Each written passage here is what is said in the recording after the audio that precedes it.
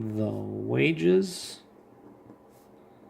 of sin is death, but the gift of God is eternal life through Jesus Christ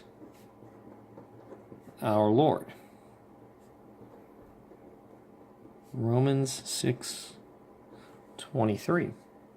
So the first thing you notice with this verse is the word wage.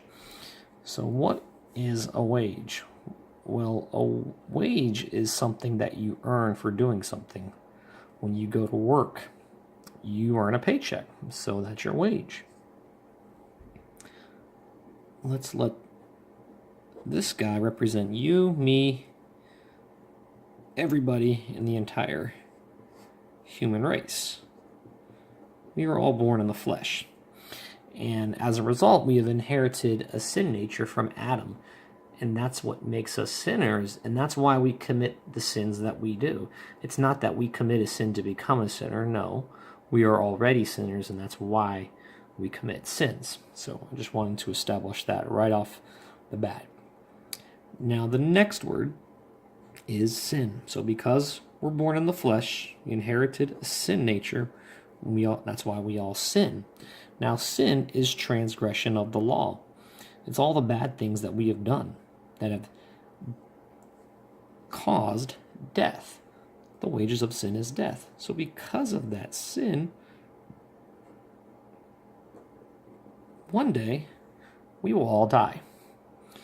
Now, that is a physical separation from God,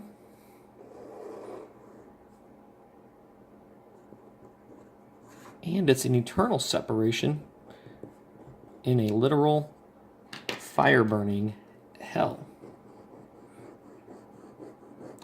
And there's many people who are trying to bridge this gap in their current sin nature to get to heaven through good works. Many people are trying to bridge this gap. All right. So people believe in all kinds of things that they have to do to get to heaven. Some people believe that they have to be baptized. Some people believe that they have to go to church to love others. You say prayers, read the Bible. Some people believe that you have to keep the commandments in order to be saved. But the commandments were never given to save us. The commandments were given to show us that we need a Savior, that we can't save ourselves. It was to point us to Jesus Christ, the Messiah. And there's some people who believe that you have to turn from your sins in order to be saved because they see the word repent. Well, you have to understand the word repent in the Bible means a change of mind. It doesn't mean to turn from sin, because God repents more than anybody in the whole Bible. And so you have to understand the words in their context of when they were written. And that's something that I would encourage you to do, maybe as a side study, is to go and see what the word repent means. And I do have some videos on my channel if you want to check that out. But repenting, turning from your sins, does not save you. It doesn't bring you from here to heaven. Because when you commit one single sin, you've fallen short of the glory of God. So our righteousness, or our level of goodness, if you will, is not being compared to others. It's being compared to God. And God was perfect. So the moment you commit one single sin, you are on your way to hell. And trying to clean up your life doesn't erase the fact that you have already committed a sin. We have all lied. So every one of us is a sinner. So trying to reform your life and be a good person is not going to erase all the sins that you've done in the past that are taking you to hell right now. And many people are confused, they're deceived, and they're thinking that because they're living a good life, that they're going to get to heaven. And that's not the case. And let's go back to our verse. It says, but the gift of God is eternal life through Jesus Christ our Lord. So we know that God is perfect. He's holy, He's righteous, and He's just. No sin can get into heaven. No sin can enter into heaven. And so, this is bad news. So we need a righteousness that does allow us into heaven. And so Jesus Christ, who is God in the flesh, it says, gave us a gift. Now, what is a gift? Now, if you think about it, with your birthday and Christmas, you've never paid for any of those gifts. You never asked for any of those gifts. You never promised those people that you would be a good person to them.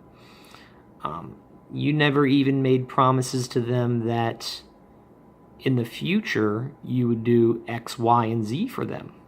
The only way you received those gifts was to freely accept it without any works attached to it at all. So if you try to pay for your gift, okay, it cancels out what Jesus Christ did on the cross. It makes the cross of none effect. So no amount of good works will ever save you. You can't mix good works with believing in Jesus. It is completely a free gift that you don't earn and that you don't deserve. So what is this gift? Well, the gift is eternal life. So God loved you so much that He would rather die than live without you. And so God sent His Son, Jesus Christ, who is God in the flesh, to pay for all your sins. Jesus Christ died for your sins according to the Scripture. He was buried, and He rose again the third day according to the Scriptures. That is the gospel. So when Jesus Christ came to this earth some 2,000 years ago, He took every single sin that you have committed, that in the past, in the present, in the future. He died for them on the cross. He was buried, and He rose again the third day. And He says, if you will believe that He did that for you, He will give you what kind of life? Eternal life. So you mean that I can go out and live however I want? Yes. So you mean that He paid for all my sins in the future? Yeah, absolutely, yes. That's why this is called good news. Because if Jesus Christ, God in the flesh, if He paid for all of your sins, how many sins do you have left to pay for? 0. None. And if you don't have any sins to pay for, and He gives you eternal life, well, how many of your sins are paid for then? 100% of them by Jesus Christ. So the only thing that he is asking you to do to go to heaven is to believe that he paid for your sins on the cross through his death, his burial, and his resurrection. You see, if Jesus Christ didn't pay for all your sins, if he didn't pay for all of them, then that means there's still sin left that has to be paid for. But if we go back to the verse, Romans 6:23, it says, the wages of sin is death. So if there's still a sin out there that he did not die for, that means Jesus Christ would still be in the grave, because the wages of sin is death. But Jesus Christ rose from the dead in bodily form 3 days later, proving that he is God in the flesh, that he conquered death, that he made the full and complete payment for all of your sins. And the only thing that you have to do is to believe that he did it for you.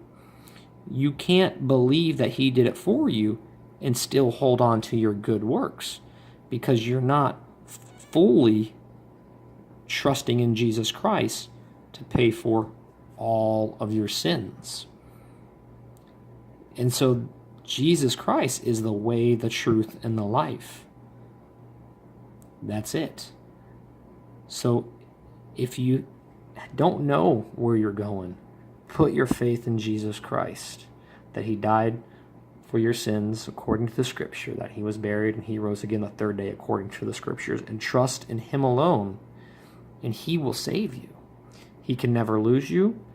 He'll never forsake you. He'll never cast you out, because you then become part of the body of Christ, and part of his body cannot go to hell. His Holy Spirit indwells you. His Holy Spirit can't go to hell. You are sealed, you are safe, you are secure by the blood of Jesus Christ. And that's good news. So don't trust in yourself and your good works. Trust in Jesus Christ alone. Let me know in the comments what you think, guys. I hope this message was a blessing to you. Take care. Have a good one.